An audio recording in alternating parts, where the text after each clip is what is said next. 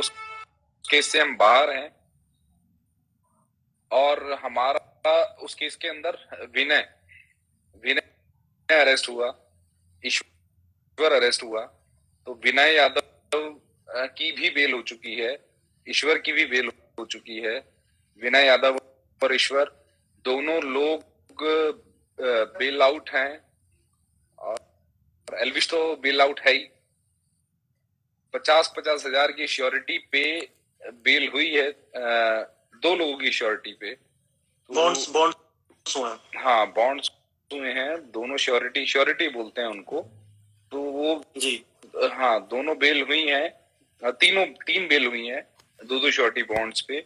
तो वो सारी जो फॉर्मेलिटीज हैं, सारी फॉर्मेलिटीज कंप्लीट हैं, ओके हैं, गुड टू गो है। पर एक नया इसमें मोड़ आया, इसलिए मैं आपको हमेशा अभी अपडेट कर रहा था, क्योंकि सारी चीजें आप लोगों के सामने खोलना मुझे ठीक नहीं लगा कि पहले हम बाहर हो जाएं, उसके बाद मैं लोगों से बात करूं। तो थोड़ा सा ट्विस्ट आया, जैसे होता है ना कि इस एक फिल्म चलती है, उसमें थोड़ा क्लाइमेक्स आता है, डाउन आता है। तो अभी ये हमारा क्लाइमेक्स मोड है हमारे हीरो का। तो हम नोएडा केस से बिल्कुल बाहर हैं। आप लोग अपने जहन में डाल लीजिए, अपने दिमाग में डाल लीजिए, जो हमारा नोएडा केस है, वेनम केस है, स्नेक वेनम पार्टी है, रेव पार्टी है, कुछ भी है, उससे हम बाहर हैं। हम उसमें बेल ले चुके हैं। पर एक मुकदमा गुड़गांव से, वो कहते हैं ना, जब हम आगे बढ़ते हैं तो नजर लगती है लोगों की। तो हम कह सकते हैं कि जब इतनी बड़ी चीजें थी, लोग आगे पीछे थे, कोशिश कर रहे थे ट्रैप करने की। तो जब हम कोई बड़ा अचीवमेंट हासिल करने जाते हैं तो हर्डल्स आते हैं। तो एक बहुत छोटा सा हर्डल आया है, बहुत छोटा। अभी तक मैं आपको अश्योर करता आया हूँ, सभी लोगों को अभी भी अश्योर कर रहा हूँ, बहुत छोटा सा हर्डल है, ज्यादा टाइम नहीं है इस हर्डल का। और ये हर्डल बहुत जल्दी निकलेगा। एक छोटा सा केस गुड़गांव रजिस्टर हुआ था अभी कुछ दिन पहले, एक छोटा सा वीडियो वायरल हुआ सोशल मीडिया पे। एल्विश का मनमुटाव दिखा, तो वो एक छोटा सा वीडियो वायरल हुआ, उसको लेकर एक केस रजिस्टर हुआ कुछ धाराओं में, 147, 149, 323, 506। तो दोस्तों खुशी की बात ये है, मैं आप सभी लोगों को बताना चाहूंगा कि ये सब बेलेबल ऑफेंसेस हैं। और मेरे एक्सपीरियंस के हिसाब से मुझे नहीं लगता कि इन बेलेबल ऑफेंसेस में चीजें ज्यादा टाइम तक रुक पाएंगी। कल सैटरडे है and we are doing our best कि कल हम चीजों को सेटल डाउन करें। बहुत या किसी से द्वेष होना, किसी को अब्यूज कर देना, ज्यादा बड़ी चीजें नहीं है। और इसमें बहुत खुशी की बात है, इसमें जो हमारे कंप्लेनेंट हैं उन्होंने सेटल डाउन भी किया है, दोनों का कॉम्प्रोमाइज भी है। तो चीजें बहुत जल्दी बहुत बेटर होंगी, बहुत अच्छी होंगी, हम चीजों से बहुत बाहर होंगे। बस मैं हमेशा पहले पोस्ट से अभी तक आपको एक ही बात बोलता आया हूँ, थोड़ा सब्र रखो। ऐसा नहीं है कि इन चीजों में बहुत लंबा टाइम लगने वाला है, थोड़ा सा सब्र रखो। भाई मैं पूछताछ के माध्यम से आपसे एक चीज पूछना चाहूंगा। काफी लोग कमेंट कर रहे हैं इस चीज के बारे में, आप तो रोज देखते ही हैं कि एक जब बेल हो जाती है उसके बाद जेल से निकलने में कितना टाइम लग जाता है, क्या प्रोसीजर रहता है, थोड़ा बताएंगे पब्लिक को। हाँ भाई देखिए, ऐसा होता है, जो हमारे माननीय जज साहब की कोर्ट से बेल निकलती है, तो बेल ऑर्डर तकरीबन शाम को 4 बजे निकलते हैं और वो जेल्स के अंदर पहुंचते हैं। फिर सारी चीजें वेरीफाई की जाती हैं। तो वेरीफाई करने के बाद 1 से 1.5 घंटे के बाद, वो डिपेंड करता है कि उस दिन कितनी कोर्ट है, कितनी प्रोडक्शन है, कितनी रिलीज है। तो फिर इनमेट को रिहा किया जाता है। तो हाँ, पर as per supreme court guidelines same day जो इनमेट है वो रिहा होता है। तो ऐसा नहीं है कि किसी की बेल आ जाई और 4 दिन बाद वो निकले। तो अगर कोई आदमी ये सोच रहा हो इस केस के अंदर कि आज बेल हो गई है, मैं आपको कंफर्म बता रहा हूँ, बेल हो गई है, बेल भी हो गई है। बेल की जो फॉर्मेलिटीज थी, जो शर्तें थी बेल्स की, वो सारी शर्तें भी पूरी कर दी गई हैं। तो सब सॉर्टेड है। आप लोग ना घबराएं, आप चिल करें, पार्टी करें, एंजॉय करें। जिस तरह से आप सेलिब्रेट करना चाहते हैं वो आप उस तरीके से सेलिब्रेट करें। तो इसमें पैनिक होने की जरूरत नहीं है। बट ये छोटा सा जो एक हम क्रिंज कह सकते हैं सोशल मीडिया की लैंग्वेज में, ये छोटा सा जो क्रिंज कंटेंट आया है, बड़ा छोटा है और ये ज्यादा टाइम नहीं लेगा। तो ये क्रिंज बहुत जल्दी क्लियर होगा, और क्योंकि चीजें सेटल्ड हैं और सब मैनेजेबल हैं, मैनेज होंगी as per law, as per rule. बिल्कुल भी परेशान ना हो। मेरे को सुबह से अभी तक मैंने प्रिंस भाई 1:30 बजे रिवील किया था, कांग्रेचुलेशन दी थी दोपहर को 1:30 बजे अनऑफिशियली। जी। मुझे इतने सारे डीएम आ रहे थे कि क्या हुआ भाई की बेल हुई नहीं हुई। अब मैं डायरेक्टली नहीं बोल सकता जब तक मेरे हाथ में कागज ना आ जाए। दीपक जी, आप यकीन नहीं मानेंगे, सारी जगह चल रहा है, न्यूज से पहले दीपक जी को लोग देखना चाहते हैं कि क्या आने वाला है। 10 बजे का लोग इतने बेसब्री से वेट कर रहे थे कि अब क्या आने वाला है, और न्यूज से पहले नहीं तो दीपक जी तो मैं सारे पॉइंट्स क्लियर कर रहा हूँ। एल्विश की, विनय की, ईश्वर की, तीनों की बेल हो चुकी है स्नेक वेनम केस में नोएडा से। एल्विश का बाकी जो मैटर है वो कल क्लियर हो जाएगा गुड़गांव से।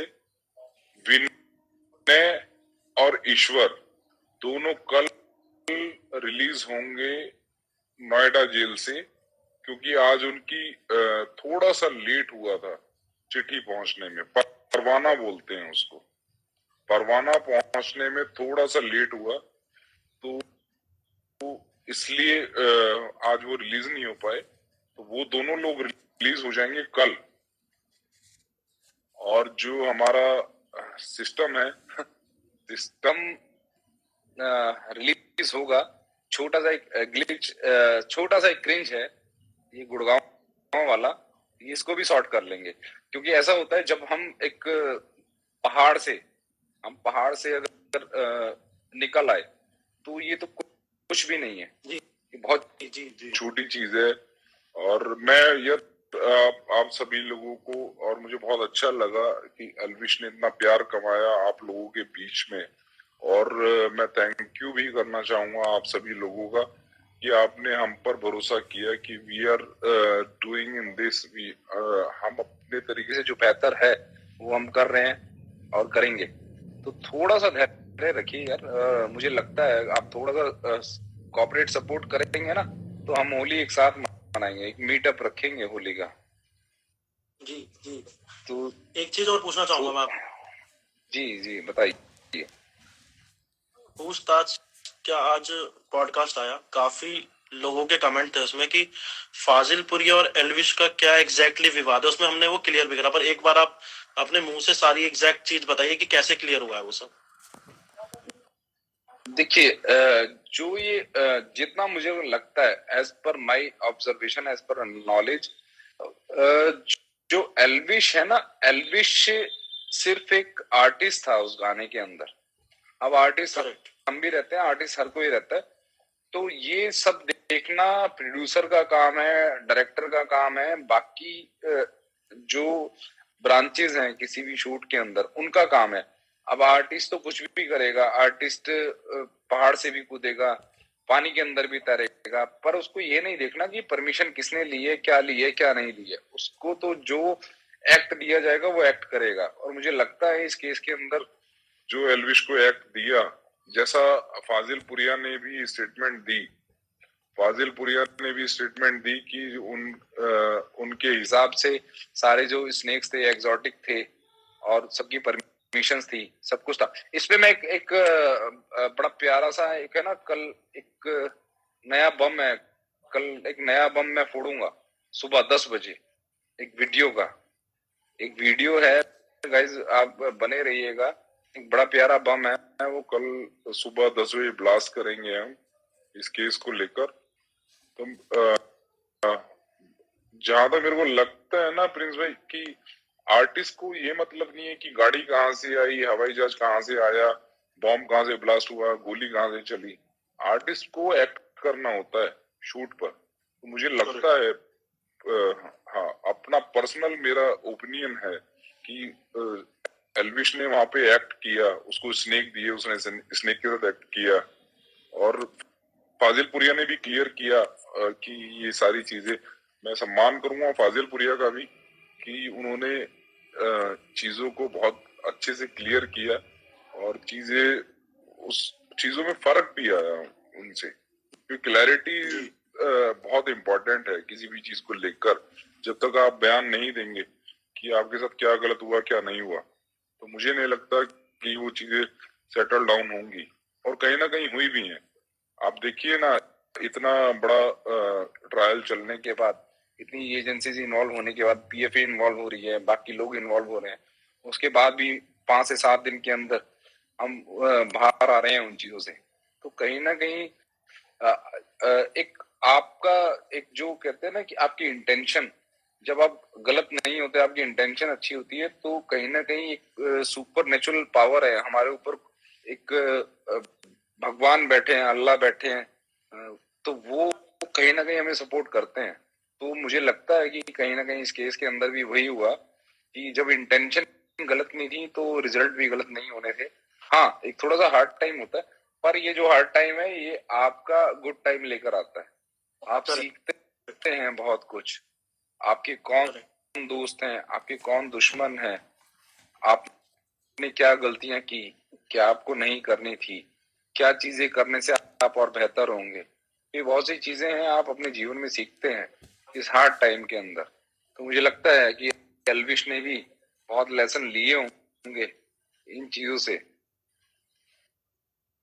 और बाकी मुझे लगता है यार लाइव हमारा काफी लंबा चल गया, और मैं इन शॉर्ट में सिनॉप्सिस में बता देता हूँ फिर से। तो जो हमारी एल्विश आर्मी है, सबको बहुत बहुत कंग्रेचुलेशंस।